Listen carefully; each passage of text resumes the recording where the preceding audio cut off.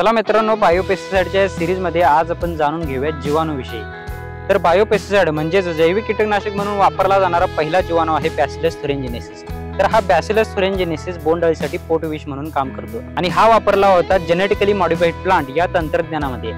यामध्ये या जीवाणूची जनुके आणि कापसाची जनुके एकत्रित करून बीटी कॉटन तयार केला गेला होता। तर यामुळे संपूर्ण झाडच विषारी बनतं आणि अशा झाडाची बोंडे खाल्ल्यानंतर बोंडअळी जागीच मरून जाते। बॅसिलस थुरिंजिनेसिस या जीवाणूसोबत बॅसिलस सबटिलस नावाचा जीवाणू सुद्धा अळ्यांच्या नियंत्रणासाठी चांगल्या प्रकारे वापरला जाऊ शकतो आणि या जीवाणूची आपण फवारणी सुद्धा करू शकतो। यानंतर बघूयात बुरशीजन्य रोगांच्या नियंत्रणासाठी कोणकोणते जीवाणू वापरले जाऊ शकतात। यामध्ये पहिलं नाव आहे ॲग्रोबॅक्टेरियम आणि दुसरे नाव आहे सुडोमोनास। तर हे जीवाणू खोडकूज, मर, मूळकूज यांसारख्या बुरशीजन्य रोगांच्या नियंत्रणासाठी तसेच प्रतिबंधासाठी चांगले जैविक पर्याय आहेत। यापैकी कोणकोणते जीवाणू तुम्ही वापरले आहेत कमेंट मधून नक्की सांगा आणि या सिरीजचा पुढचा भाग पाहण्यासाठी आमच्या पेजला फॉलो नक्की करा।